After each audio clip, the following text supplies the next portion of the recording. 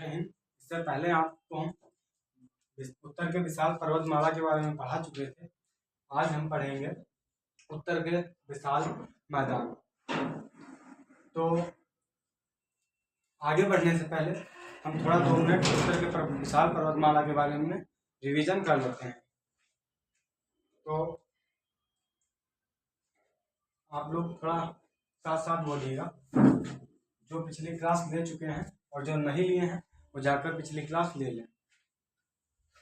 Trans, बृहद, मध्य, शिवालिक। यहाँ हम आपको उत्तर के विशाल पर्वतमाला की 4 श्रेणियां बताए थे, जिसको हम 4 कैटेगरी में बांटना है। ट्रांस में जिसमें हम आपको बताए थे काराकोरम, लद्दाख, जास्कर, पीर पंजाल। ट्रांस की पहले जो श्रेणी है काराकोरम, लद्दाख, जास्कर, पीर पंजाल, 4 श्रेणियां हैं। काराकोरम में हम आपको बताए थे इसमें 4 ग्लेशियर हैं, 2 विस्तार इसके याद रखना है और 2 इसकी प्रमुख चोटियां याद रखनी है। 2 चोटियां K2, K4। K2 का नाम गार्डविन आस्टिन, K4 का नाम गेसरबो। जिसमें 2 विस्तार अगर याद रखेंगे तो हम उत्तर में पामीर का पठार और इधर आपका कैलाश पर्वत हो जाएगा। और आगे 4 जो ग्लेशियर हैं उनका नाम सियाचिन, हिस्पर, वाल्टोरो और बियाफो। सियाचिन, हिस्पर, वाल्टोरो, बियाफो। सियाचिन, हिस्पर, वाल्टोरो, बियाफो। आगे बढ़े तो जो बृहद हिमालय है इसके कई नाम हैं। हिमाद्री हिमालय, इसको महान हिमालय, इसको सर्वोच्च हिमालय, इसको मुख्य हिमालय, इसको ही आंतरिक हिमालय बोला जाता है। इसमें जो पर्वत श्रेणियां हैं, कई पर्वत श्रेणियां हैं नंगा से लेकर नामचा पर्वत तक, जिसमें हम आपको श्रेणियां बताए थे। नंगा पर्वत बंदरपूंछ, जब गंगोत्री, यमुनोत्री, केदारनाथ, बद्रीनाथ आपको बताए थे। नंदा देवी, धौलागिरी, मनसालू। उसके बाद में हम आपको बताए थे गौरी शंकर, छोयू, मैकालू, माउंट एवरेस्ट। उसके बाद में हम आपको बताए थे कंचनजंगा और नामचा पर्वत। इसको आगे अगर पढ़ें तो मध्य हिमालय को लघु हिमालय के नाम से जाना जाता है, जो कि पर्यटन के लिए बेहतरीन जगह है। पर्यटन के लिए इसमें हम आपको बताएं, पर्यटन के लिए जो हमको स्थान बताए थे वो आपको याद रखना है। कुल्लू, शिमला, मनाली, देहरादून, नैनीताल, आपको रानीखेत याद रखना है और डलहौजी याद रखना है। यहाँ पर जो घास है उसको मर्ग या पयाग बोलते थे। आगे बढ़े तो शिवालिक का पाकिस्तान में विस्तार सुलेमान पाया जाता है पर्वत, और म्यांमार में आराकामा पर्वत। इसमें अरुणाचल प्रदेश की जो पहाड़ियां हैं उसको दाफला, मीरी, मिसमी और अबेरी, जिसे पूर्वांचल की पहाड़ियों के नाम से जाना जाता है। इसका समुद्र में धसा हुआ भाग जो कि क्या बोला जाता है, अंडमान कहलाता है। जबकि हम अगर इसको नदियों के कैटेगरी में बांटें तो सिंधु और सतलज के बीच में पंजाब हिमालय, सतलज और इसके बीच में अगर बात कर लें सतलज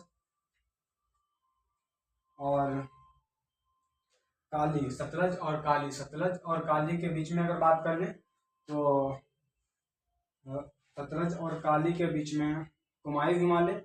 उसके बाद आगे बढ़ेंगे तो सतलज और काली के बीच में कुमायूं हिमालय, कुमायूं, काली और तिस्ता के बीच में नेपाल हिमालय, तिस्ता और देहान के बीच में असम हिमालय।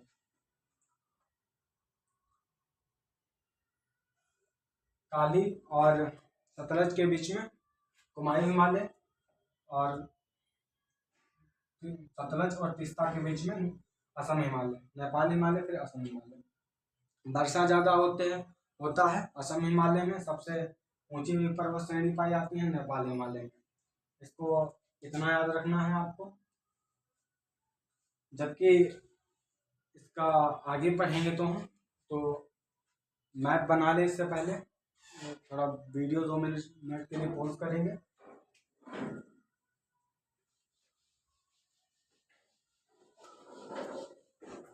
वीडियो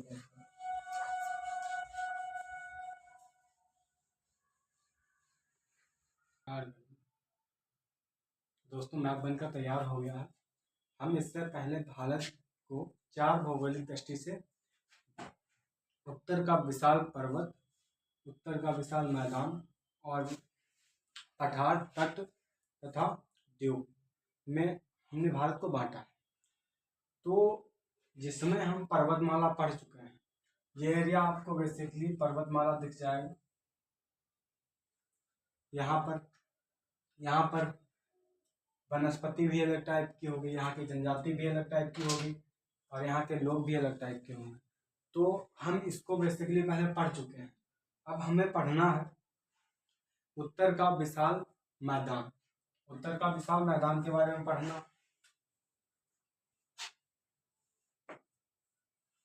तो ये एरिया जो है उत्तर का जो विशाल मैदान है, ये एरिया पंजाब, हरियाणा और आधा राजस्थान, आधा मध्य प्रदेश, पंजाब, हरियाणा, यहाँ से इस एरिया को कंसीडर करेंगे। पंजाब, हरियाणा, आधा राजस्थान, मध्य प्रदेश और झारखंड नहीं लेगा क्योंकि झारखंड में कोयला वगैरह निकलता है, तो झारखंड को छोड़ देंगे और बिहार और असम वाला एरिया कंसीडर कर लेंगे, उत्तर प्रदेश और उत्तराखंड को ऊपर छोड़ देंगे क्योंकि ऊपर भी क्या है, हिमालय पर्वत यानी पहाड़ियाँ हैं, और पूरा ये एरिया कंसीडर करेंगे। तो कुछ इस प्रकार से हमें उत्तर का विशाल मैदान पढ़ना है, जिसमें जो मैदान है हमें इसमें बेसिकली पढ़ना क्या है, इस एरिया में इसमें पढ़ना क्या है, 2 चीज़ों को पढ़ना है। मैदान की बनावट कैसी है, मैदान की बनावट कैसी है, कौन कौन सी नदियां हैं, किस नदियां के आधार पर ये मैदान बना है, तो हम इन 2 चीज़ों को पढ़ेंगे। यहाँ हमको एक एरिया लेना है, मैदान का एक एरिया लेना है कि क्या क्या कहाँ कहाँ पर किस प्रकार का मैदान है, तो हम उसको पढ़ेंगे। तो बेसिकली जो भारत में का क्षेत्र निर्माण है, मैदानी क्षेत्र निर्माण है, वो कई करोड़ों साल में हुआ है। नदियों के जब नदियाँ निकलती हैं तो वहाँ से कंकड़ पत्थर वगैरह लेके चलती हैं। बेसिकली जो हमारे भारत की नदियाँ हैं, आप देखेंगे, आपको जैसा कि पता है, सिंधु, सतलज और ये गंगा और ब्रह्मपुत्र काफ़ी पुरानी नदियाँ हैं, हमेशा से बहती आ रही हैं। तो जब ये किसी पर्वत से निकलती हैं तो यहाँ पर ये कई कंकड़ पत्थर और पहाड़, छोटे छोटे पहाड़ और कचरा लेके चलती हैं। तो उस कचरे को ये कहीं ना कहीं छोड़ती हैं और वो क्या कई साल बाद या कई करोड़ों साल बाद मैदान में परिवर्तित हो जाता है। तो हम पढ़ेंगे यहाँ पर किसके बारे में, मैदान के बारे में, मैदान का निर्माण कैसे होता है। तो अब ये जो है मैप, इसको थोड़ा साफ करना पड़ेगा और बताएंगे आपको कि मैदान का निर्माण कैसे होता है। जब पहाड़ों से नदियां निकलती हैं तो अपने साथ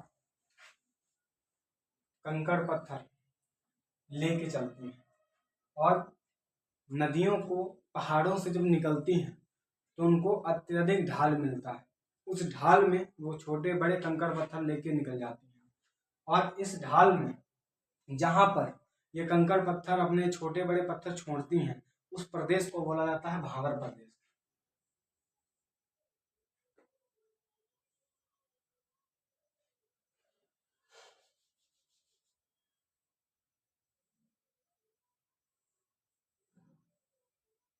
उस प्रदेश को बोला जाता है भावर प्रदेश।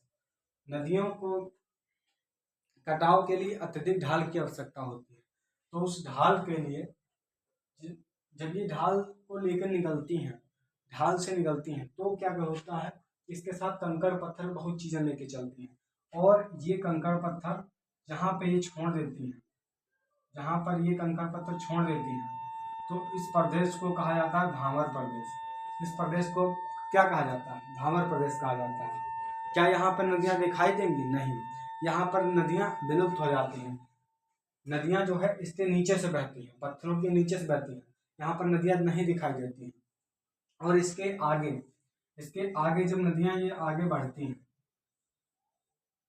इसके आगे जब ये नदियां बढ़ती हैं और एक पानी मतलब जो है कुछ एरिया में पानी इकट्ठा हो जाता है, ये बहुत बड़े एरिया में पानी इकट्ठा हो जाता है और नदियां अपना उचित ढाल देखती हैं और इस एरिया में जहाँ पानी ठहरता है इसको बोलते हैं तराई प्रदेश। क्या बोलते हैं इसको? इसको बोलते हैं तराई प्रदेश। इसी का दूसरा नाम है कछारीय प्रदेश। एक बार क्वेश्चन पूछा था कि सर्वाधिक मच्छरों का प्रकोप किस एरिया में पाया जाता है, तो वो तराई प्रदेश में पाया जाता है। यहाँ क्या वनस्पति पाई जाती है? बहुत मात्रा में पाई जाती है, क्योंकि यहाँ पर कोई जाता नहीं है ज़्यादातर, तो इसलिए यहाँ पर वनस्पति भी पाई जाएगी। यहाँ पर जब इस क्षेत्र से आगे निकलती हैं नदियाँ, तो ये नदियाँ जब आगे निकलती हैं तो यहाँ पर आगे बनाती हैं जो नदियाँ हैं, नदियों के इतने एरिया में जहाँ हम रोटेट कर रहे हैं, तो इस क्षेत्र को जहाँ नदियाँ अपना पानी हर साल छोड़ती हैं, जहाँ नदियाँ अपना पानी हर साल पहुँचा देती हैं बाढ़ के कारण और लगभग यहाँ पर पानी नमी हमेशा बरकरार रहती है, तो ऐसे प्रदेश को कहते हैं खादर प्रदेश। क्या बोलते हैं ऐसे प्रदेश को? इसको बोलते हैं खादर प्रदेश। खादर प्रदेश, इस प्रदेश को बोलते हैं खादर प्रदेश। और वह एरिया जहाँ पर कभी कभी बाढ़ आती है, वह एरिया जहाँ पर कभी कभी बाढ़ आती है, उस प्रदेश को बोलते हैं बांगर प्रदेश। उस प्रदेश को बांगर प्रदेश बोला जाता है। तो लेकिन दोनों में अच्छा कौन है? खादर प्रदेश। खादर प्रदेश दोनों में अच्छा रहता है। सर्वाधिक उपजाऊ मिट्टी खादर होती है। खादर और बांगर, बांगर और खादर दोनों में जल की अधिकता पाई जाती है, इसलिए बोलते हैं इसे कांप, इसलिए इसे कांप बोलते हैं। कांप, कांप क्या है? मिट्टी है, मिट्टी की कैटेगरी है। हम आपको यहाँ पर मिट्टी नहीं पढ़ा रहे, मिट्टी जो पढ़ाएंगे वो अगले चैप्टर में पढ़ाएंगे, या इससे पहले मैं पढ़ा चुका हूँ, उसमें आप जाके देख लीजिएगा। यहाँ पे हम बताएंगे, जरूरी नहीं यहाँ पे खादर मिट्टी एक ही प्रकार की मिट्टी पाई जाए। यहाँ पर खादर में कई प्रकार की मिट्टी हो जाती है, काली मिट्टी, लेटराइट मिट्टी, किसी भी प्रकार की मिट्टी पाई जा सकती है। लेकिन जो कांप, कांप को किसे कहते हैं? कांप क्या है? खादर बोलते हैं। कांप खादर और बांगर दोनों को बोलते हैं। खादर और बांगर दोनों को बोलते हैं। तो वह खादर एरिया क्या है? हर साल यहाँ पर लाके पानी द्वारा एक नई परत छोड़ दी जाती है।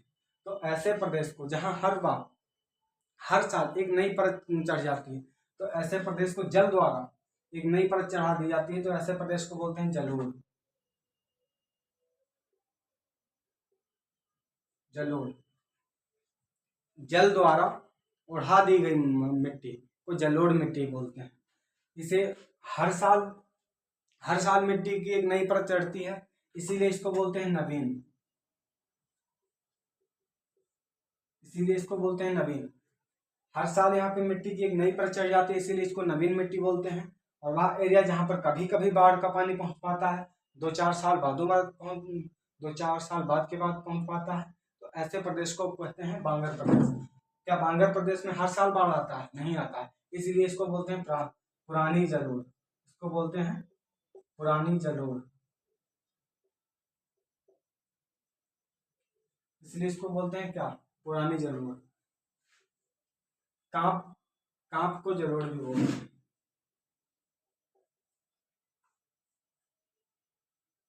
कांप को क्या बोलते हैं? इसको जलोढ़ भी बोल सकते हैं। हम आपको बताए क्या, जब नदी किसी पर्वत से निकलती है तो वहां पर अतिरिक्त ढाल होने के कारण अपने साथ कंकड़ पत्थर बहा लाती है। उस कंकड़ पत्थर को जहां पर छोड़ती है, ऐसे प्रदेश को बोलते हैं भांवर प्रदेश। ऐसे प्रदेश को बोलते हैं भांवर प्रदेश। क्या बोलते हैं ऐसे प्रदेश को? भांवर प्रदेश। और जब नदी यहाँ से आगे बढ़ती है तो अपना जो है, जो पानी होता है नदी का, वो कुछ एरिया में एकत्रित हो जाता है, इकट्ठा हो जाता है, और नदियां अपना उचित ढाल देखती हैं। ऐसे प्रदेश जहाँ पानी इकट्ठा हो जाता है उस प्रदेश को बोलते हैं तराई प्रदेश। तराई प्रदेश, ऐसे प्रदेश को बोलते हैं तराई प्रदेश। और आपको यहाँ पे बताएं खादर और बांगर। बांगर किसे कहते हैं? यहाँ पर जो है बांगर जो प्रदेश होता है, यहाँ पे मिट्टी जो जल होता है, जल जो बाढ़ का पानी होता है, 2-4 साल बाद क्या हर साल यहाँ पे बाढ़ आता है? नहीं आता है।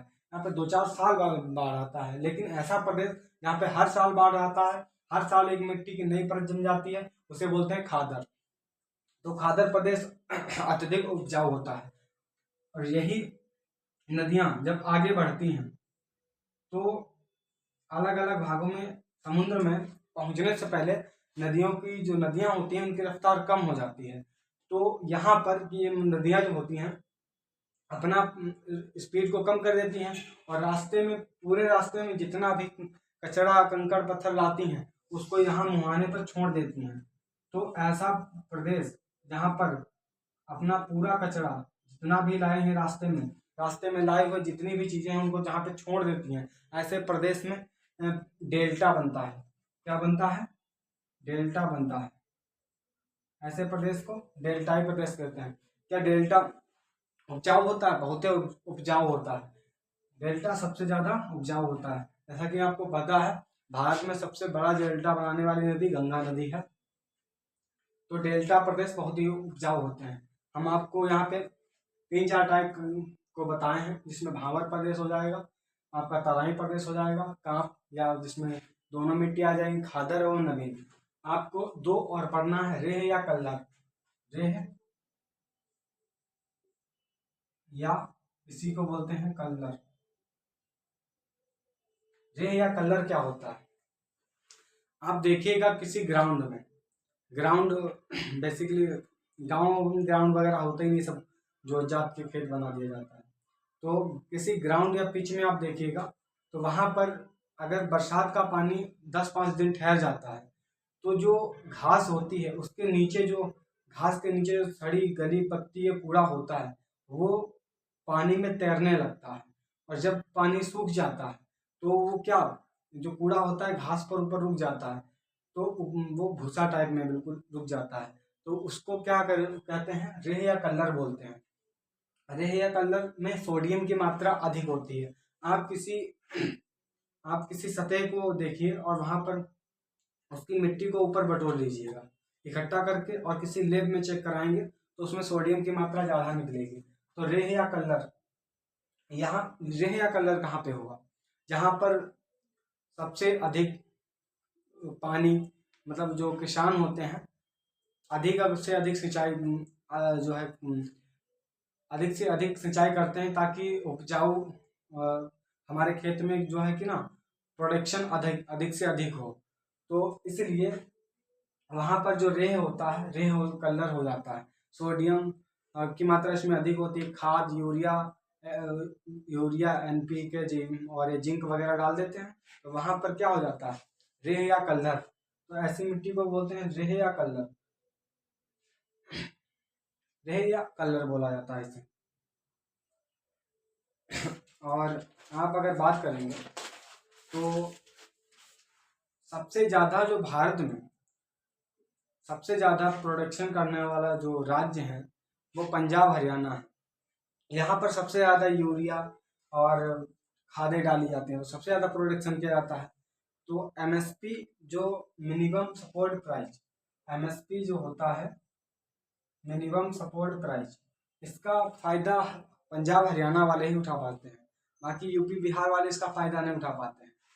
सरकार क्या है, एक रेट फिक्स करती है, एक रेट फिक्स करती है कि इससे मतलब मान लीजिए अगर 22 रुपये किलो मान लीजिए गेहूँ है तो सरकार इसको फिक्स कर देगी कि 22 रुपये किलो ही है। तो अगर कोई भी किसान वहाँ का लेके जाएगा गेहूँ तो इससे कम नहीं लेगा। तो हमारे यूपी बिहार में क्या है,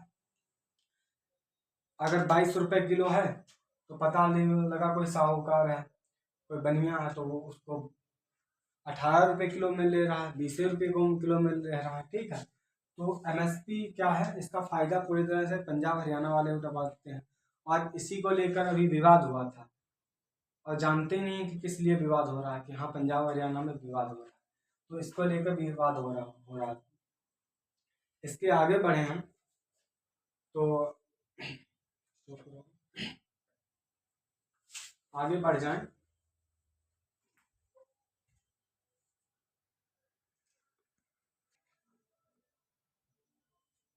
आगे बढ़ जाए। अच्छा एक बार बता दीजिए, रेहिया कलर क्या होता है? रेहिया कलर समझ में आना चाहिए। एग्जाम्पल देते हैं आपको, जैसे कोई पुरुष या व्यक्ति है, कोई व्यक्ति या पुरुष है, रोज दाढ़ी बना रहा है, रोज दाढ़ी बना रहा है, दाढ़ी बना रहा है, तो क्या होगा, हरियर का उसके यहाँ पे गाल पे हरियर का हो जाता है, तो उसे क्या बोलते हैं? रेहिया कलर। अगर यही एग्जाम्पल ले महिलाओं पर, तो बहुत ज़्यादा क्या है, बहुत ज़्यादा अगर मेकअप वगैरह करेंगे तो वहाँ पर ऐसा ना चौपट हो जाएगा कि लग जाएगा कि 1-2 साल तो खूब भौंकेगा, फिर ऐसा ना चौपट हो जाएगा कि लग जाएगा बहुत मेहनत किया गया है। तो ऐसा जो है ये बहुत ज़्यादा सही नहीं है ना। तो आपको इसमें रेहिया कलर है, इसमें नमक की मात्रा ज़्यादा होती है। आप देखिएगा, अपनी त्वचा को चाट के देखिएगा, इसमें नमक रहेगा, नमक नमकीला लगता है। मिट्टी को चाट के देखिएगा, उसको नमकीला रहता है। तो इसमें रेहिया कलर में क्या है, नमक की मात्रा ज़्यादा पाई जाती है, सोडियम की मात्रा यानी ज़्यादा पाई जाती है। नदियों ने भी कुछ मैदान, आगे बढ़ जाएंगे तो नदियों ने भी कुछ मैदान का निर्माण कर रखा है। दो नदियों के बीच जो एरिया होता है उसे बोलते हैं दोआब। दो नदियों के बीच जो एरिया होता है उसे बोलते हैं दोआब। इसको साफ कर देते हैं। दो नदियों के बीच जो एरिया होता है उसे क्या बोलते हैं? दोआब। इंडिया में जो बनाया गया इंडिया में जो मैदान बनाया गया है मेनली 3 नदियों से बनाया, नदी या नदी तंत्र द्वारा, नदियों द्वारा नहीं, नदी तंत्र द्वारा। बताएंगे आपको कौन कौन सा। वैसे इंडिया में 3 नदियां प्रमुख हैं। इंडिया में 3 नदी तंत्र प्रमुख हैं, सिंधु, गंगा और ब्रह्मपुत्र। 3 नदी तंत्र द्वारा मैदान बनाया गया है। तो इन 3 प्रमुख नदी जो तंत्र है, इसमें गंगा, यमुना और ब्रह्मपुत्र। आप कहेंगे कोसी कहाँ गया, यमुना कहाँ गया, गंगा से, तो ये गंगा में मिलने वाली नदियां हैं, ट्रिब्यूटरी हैं, यानी सहायक नदियां हैं।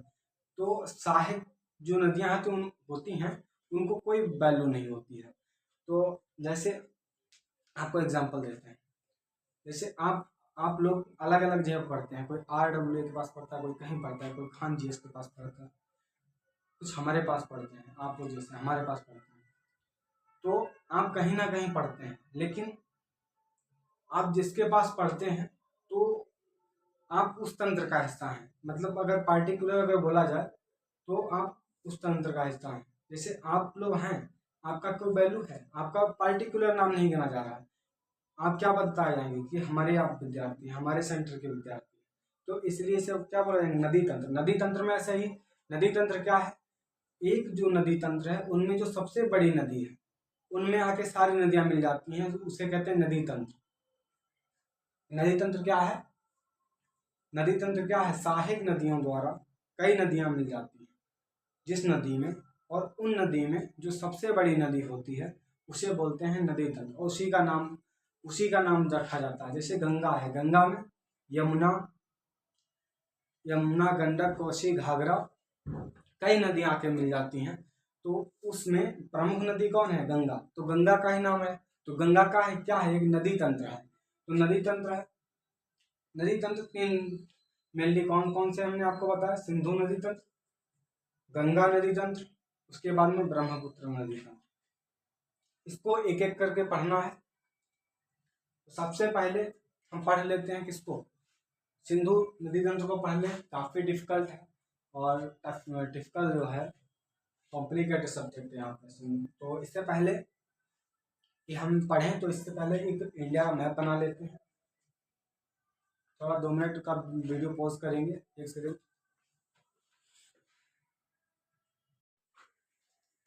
दोस्तों मैप बनकर तैयार हो गया है और आगे बढ़ने वाले हैं हम।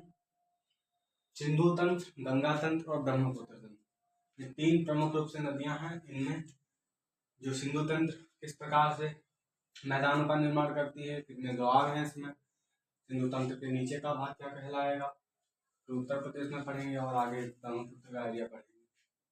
तो जो सिंधु नदी है निकलती है और ये चली गई। सिंधु नदी तंत्र में कितनी नदियां? 5 नदियां, झेलम, चिनाब, रावी, सतलज, ब्यास। सिंधु नदी में 5 नदियां, कौन कौन सी? झेलम, चिनाब, रावी, सतलज, ब्यास। जैसा कि मैंने आपको तंत्र बता दिया क्या होता है, नदी तंत्र क्या होता है, तो वही है, ठीक है। सहायक नदियां को क्या कहते हैं? नदी तंत्र। तो सिंधु तंत्र में कितनी नदियां? 5 नदियां, झेलम, चिनाब, रावी, सतलज, ब्यास। झेलम, चिनाब, रावी, सतलज, ब्यास, जिसमें झेलम ये इसमें सहायक नदियां, झेलम जो सहायक नदियां सिंधु नदी में जाकर मिल जाती है, इसके बीच में जो दोआब बनता है उसे बोलते हैं सिंधु सागर का मैदान। क्या बोलते हैं इसे? सिंधु सागर का मैदान। इधर लिख देते हैं सिंधु सागर का मैदान। सिंधु सागर का मैदान किन 2 नदियों के बीच में? झेलम और सिंधु के बीच में। इसके बाद में झेलम, चिनाब, इसके बाद में कौन सी नदियां? जो नदी है वो कौन सी है? चिनाब।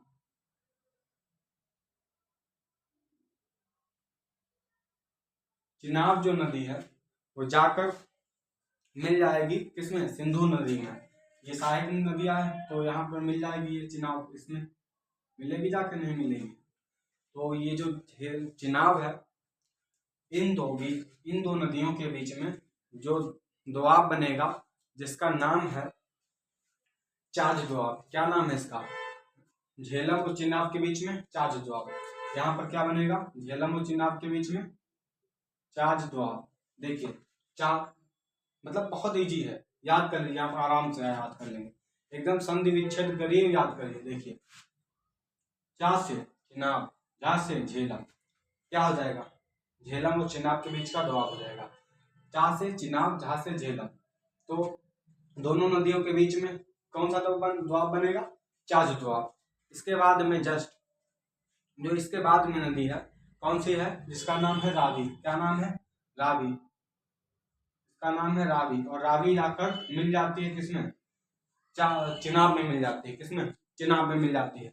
और इनके बीच में जो दोआब बनता है, इन 2 नदियों के मध्य में जो दोआब बनता है उसे बोलते हैं रचना दोआब। क्या बोलते हैं इसे? रचना दोआब। देखिए रा से रावी, चा से चिनाब, रा से रावी, चा से चिनाब।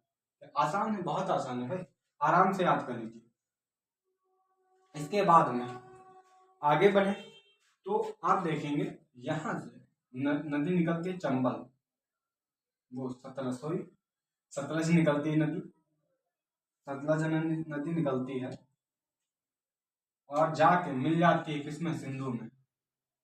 सिंधु नदी में जाकर मिल जाएगी, सिंधु नदी में मिल जाएगी जाकर। और इन 2 नदियों के बीच में ये इसी सतलज में, जो कि सतलज है, इसी नदी में मिलती है आकर, जो नाम है जिसका क्या? ब्यास। कौन सी नदी? ब्यास। और इन देखिए अगर हम सीक्वेंस में ऐसे बोलते हैं तो झेलम, चिनाब, रावी, सतलज, ब्यास बाद में आ जाता है, लेकिन एक्चुअल में ब्यास नदी पहले आ जाता है। तो इसलिए जो ब्यास और रावी के बीच में, ब्यास और रावी के बीच में जो मैदान बनेगा, जो दोआब बनेगा, उसे क्या बोलेंगे? उसे बोलेंगे बारी। देखिए उसे क्या बोलेंगे? बारी। बारी गलत बोले क्या? बा से ब्यास, रा से रावी, बा से ब्यास, री से रावी, हो जाएगा? नहीं हो जाएगा। तो इसके बीच में कौन सा? बारी दोआब। और यहाँ पर ब्यास और सतलज के मध्य जो बनेगा उसे बोलेंगे बिस्त दोआब। क्या बोलेंगे? बिस्त दोआब।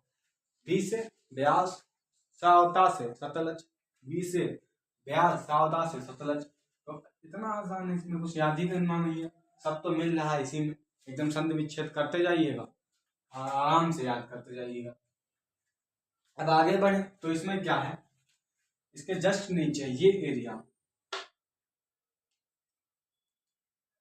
डालना भूल गया, ये एरिया, इसे क्या बोलते हैं, हरियाणा का ये एरिया जिसे बोला जाता है भिवानी।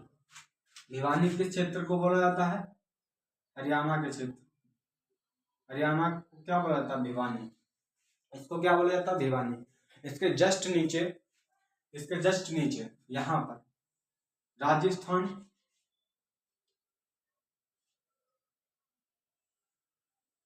और मध्य प्रदेश का एरिया लेंगे अगर, आधा राजस्थान और आधा मध्य प्रदेश, इसमें मालवा, मालवा में क्या रहेगा, मालवा में आधा राजस्थान आधा मध्य प्रदेश। तो कौन, मालवा का मैदान किन दो राज्यों के बीच में, तो आधा राजस्थान आधा मध्य प्रदेश। इतना ही था इसमें। क्या है इसमें, सिंधु तंत्र में कुछ पांच दुआब याद रखना है। देखिए अब दुआब मतलब क्या होता है, आब मतलब होता है पानी, और मुस्लिम धर्म में आबे जमजम, जब हज पे जाते हैं ना तो आबे जमजम का पानी लेकर आते हैं, और जो हिंदू धर्म में गंगा का पानी लाते हैं। तो उसमें क्या है, इंसान का जो अंतिम दिन से वो शरीर छोड़ता है तो उसे क्या करते हैं, गंगा का पानी पिला देते हैं। चाहिए मुसलमान में जमजम का पानी पिला देते हैं, दोनों ही पानी है। तो अपने अपने धर्म के मान्यता के अनुसार लोग करते हैं। ऐसे ही यहाँ पर जो पंजाब का एरिया, पंज माने पांच, आब माने नदी, आब माने पानी, पांच पांच नदियों का क्षेत्र पंजाब। तो पंजाब, यहाँ पे हमने क्या पढ़ा, रिवीजन कर देते सकते हो थोड़ा सा।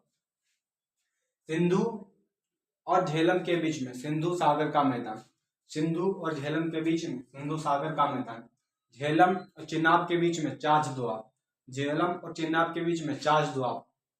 उसके बाद में राबी और चिनाब के बीच में रचना दोआब, राबी और चिनाब के बीच में रचना दोआब।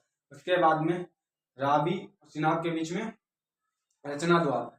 उसके बाद में रावी और बिस्त, रावी और ब्यास, रावी और ब्यास के बीच में बारी, रावी और ब्यास के बीच में बारी का दोआब, और यहाँ पर सतलज और ब्यास के बीच में बिस्त का दोआब। उसके बाद में हरियाणा का क्षेत्र जिसे बोलेंगे भिवानी, और मध्य प्रदेश आधा, आधा राजस्थान जिसे बोलते हैं मालवा। अब आगे बढ़ेंगे, गंगा सागर, जो गंगा का मैदान है उसे पढ़ते हैं।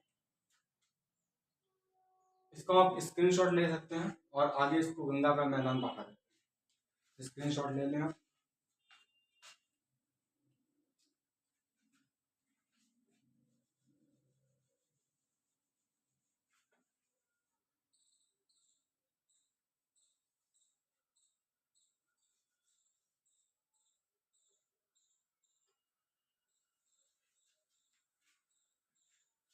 बढ़ जाए आगे, गंगा का मैदान पढ़ लेते हैं। तो देखिए उत्तर प्रदेश का ये ऊपरी एरिया, देखिए उत्तर प्रदेश का ये ऊपरी एरिया जिसे ऊपरी गंगा का मैदान बोला जाता है। क्या बोला जाता है, ऊपरी गंगा का मैदान, उत्तर प्रदेश का ऊपरी एरिया, जिसमें मुख्य रूप से उत्तर प्रदेश का पश्चिम भाग इंक्लूड रहता है, शामिल रहता है। ऊपरी गंगा का मैदान क्या रहेगा उसमें, उत्तर प्रदेश का पश्चिमी भाग, और मध्य गंगा या इसी को बोलते हैं बिचली गंगा, मध्य गंगा या इसी को बोलते हैं बिचली गंगा, मध्य गंगा या इसी को क्या बोलेंगे, बिचली गंगा। तो इसमें कौन कौन कौन सा मतलब राज्य का क्या हिस्सा आएगा, तो उत्तर प्रदेश का पूर्वी भाग, बिहार का पश्चिमी भाग, उत्तर प्रदेश का पूर्वी, बिहार का पश्चिमी, बिचली गंगा का मैदान या फिर मध्य गंगा का मैदान, इसमें क्या रहेगा प्रमुख रूप से उत्तर प्रदेश का पूर्वी, बिहार का पश्चिमी। उसके बाद में जो निचली गंगा का मैदान है, निचली गंगा का मैदान जिसमें रहेगा बिहार का पूर्वी पूरा बंगाल, जो बंगाल निचली गंगा का मैदान है जो कि कोसी से प्रभावित रहता है। यहाँ पर जो है कोसी से प्रभावित रहता है, यहाँ पर बाढ़ वगैरह आता रहता है। तो ये क्या है, उत्तर ये क्या है? गंगा का मैदान। हम आपको यहाँ पे मैदान पढ़ा रहे हैं। यहाँ पे क्या पढ़ा रहे हैं आपको? मैदान, मतलब गंगा का मैदान। इसमें किसी भी प्रकार की मिट्टी हो सकती है। हम आपको मिट्टी चैप्टर नहीं पढ़ा रहे हैं। मिट्टी के लिए एक अलग से चैप्टर मैंने आपको पढ़ाया है, उसमें सभी प्रकार की मिट्टी पढ़ाई गई है, उसको आप देख लीजिएगा। और यहाँ पर मैं आपको बता रहा हूँ मैदान एरिया का निर्माण कैसे होता है, मैदान का एरिया जो है मैदान निर्माण कैसे हो रहा है। इसमें किसी प्रकार की मिट्टी हो सकती है, बट हम यहाँ पे मुख्य रूप से यहाँ पे आपको क्या पढ़ा रहे हैं? मैदान का निर्माण। तो ये इसमें तो आप इसको देख लेंगे आराम से। क्या है? उत्तर प्रदेश का पूर्वी भाग, गंगा सागर का मैदान, गंगा सागर नहीं मतलब गंगा का मैदान, उत्तर प्रदेश का पश्चिमी भाग, ऊपरी गंगा का मैदान उत्तर प्रदेश का पश्चिमी भाग। उसके बाद में बिजली गंगा, जिसमें उत्तर प्रदेश का पूर्वी भाग, बिहार का पश्चिमी भाग। उसके बाद में यहाँ पे अगर निचली गंगा की बात करेंगे तो बिहार का पूर्वी और पूरा का पूरा बंगाल। इसमें इसके बाद आगे हम बढ़े तो इसमें हम क्या ब्रह्मपुत्र तंत्र की बात कर लें तो ब्रह्मपुत्र जो तंत्र है इसमें प्रमुख रूप से असम या एरिया किसको प्रभावित करता है? ब्रह्मपुत्र का मैदान है पूरी तरह से असम के मैदान को निर्माण करता है। तो इसमें असम का मैदान, असम जो है यहाँ पे ढलान एरिया, जो बांग्लादेश है थोड़ा ऊंचा एरिया है, इसीलिए यहाँ पर बाढ़ ज्यादा आता है। तो ब्रह्मपुत्र नदी है तो उसका ये हो जाएगा मैदान कौन सा? प्रमुख रूप से असम। इसमें क्या है? आपको इसमें कुछ नहीं है आगे। इसमें अगर पढ़ें थोड़ा सा यहाँ पे देख लें तो ये पठार एरिया, जो कि पठारी क्षेत्र, पठार जो हमने आपको बताया कि भारत को भौगोलिक दृष्टि से 4 भागों में बांटा गया है, जिसमें हम आपको पर्वतमाला पढ़ा दिए हैं। उसके बाद में हम मैदान अभी आपको पढ़ा रहे हैं और पठार पढ़ना है। उसके बाद में तट तथा द्वीप अलग पढ़ना है। तो पठार अलग पढ़ना है, तट तथा द्वीप उसके लिए एक अलग सा वीडियो आएगा। तो इस क्षेत्र को बोला जाता है बघेलखंड। क्या बोला जाता है? बघेलखंड। तो इसको हम आपको पठार में पढ़ाएंगे। और अगर आपको रिवीजन, अब इसमें रिवीजन करेंगे तो इसमें क्या है हमने पढ़ाया क्या पूरा, तो आप देखिएगा रेह या कल्लर कहीं भी पाया जा सकता है। जहां भी यूरिया, पोटास, जिंक की मात्रा पाई जाएगी, जहां अधिक पानी सिंचाई किया जाएगा वहां पर रेह या कल्लर पाया जा सकता है। जहां पर पानी ठहर जाएगा वहां तराई क्षेत्र पाया जा सकता है। जहां भी नदियां निकलेंगी अपने साथ जो लाया हुआ कंकड़ पत्थर और जो बड़े छोटे बड़े पत्थर छोड़ देंगी वहां पर भावर प्रदेश पाया जा सकता है। तो इसमें कैटेगरी है, कहीं भी पाया जा सकता है, लेकिन हम आपको एक मैदान बता रहे हैं कि किस प्रकार से इसका निर्माण हो रहा है, तो उसको हमने आपको बता रहे हैं। इसमें आपको हमने जैसे जो पढ़ाया सिंधु सागर तंत्र, सिंधु तंत्र पढ़ाया, जिसमें सिंधु सागर का मैदान पढ़ाया आपको, जिसमें हमने आपको चाष द्वीप पढ़ाया, आपको रचना द्वीप पढ़ाया। उसके बाद हमने आपको बारी द्वीप पढ़ाया, विश्व द्वीप पढ़ाया। तो इस प्रकार से उसके बाद में हमने आपको नीचे मालवा का मैदान पढ़ाया, जिसमें क्या मालवा के मैदान में कौन से 2 राज्य आएंगे? आधा राजस्थान, आधा मध्य प्रदेश। हरियाणा का क्षेत्र भिवानी बोला जाएगा, जिसे गंगा का मैदान उत्तरी भाग गंगा का मैदान उत्तर प्रदेश का पूर्वी भाग, उत्तर प्रदेश का पश्चिमी भाग, ऊपरी गंगा का मैदान, बिजली गंगा का मैदान, जिसमें क्या रहेगा? जिसमें उत्तर प्रदेश का पूर्वी भाग, बिहार का पश्चिमी भाग, निचली गंगा का मैदान, जिसमें आपको क्या याद रखना? निचली गंगा का मैदान बिहार का पूर्वी भाग और पूरा का पूरा बंगाल। अब अगर आपको मेंस में लिखना है, कितनी कॉपी भरना है, कॉपी पेज भरना है, कितना भी, तो आपको क्या लिखना है? ऊपरी गंगा का मैदान बहुत ही उपजाऊ है। उत्तर प्रदेश का या उत्तर प्रदेश के पश्चिमी एरिया का मैदान है। यहाँ पर जल की अधिकता तथा मिट्टी की सुगंधता पाए जाने के कारण यहाँ पर उद्योग धंधे और खेती दोनों ही फल फूल रहे हैं। और यहाँ पर बिजली ऊपर लिखेंगे नेपाल का नेपाल के नीचे होने के कारण यहाँ पर तराई क्षेत्र पाया जाता है। बिजली गंगा में लिखेंगे आप, बिजली गंगा का मैदान उसमें लिख सकते हैं आप यहाँ पर। फिर निचली गंगा का मैदान, मतलब कितना भी इसमें लिख सकते हैं, इसमें कुछ ऐसा नहीं इंक्लूड करना। पश्चिमी उत्तर प्रदेश जो कि गंगा का मैदान है और रुहेलखंड इसे बोला जाता है। आप लिख सकते हैं कि लखनऊ, लखनऊ भी तो, लखनऊ को अवध कहा जाता है, वो भी तो गंगा का मैदान है, ये भी लिख सकते हैं आप इसमें, ठीक है। और बस आप आज की क्लास में इतना ही पढ़ेंगे, अगली क्लास में हम पठार को पढ़ेंगे। थैंक यू, वेलकम टू, और स्वागत है आपका क्लास में, दोबारा बोलेंगे इसको।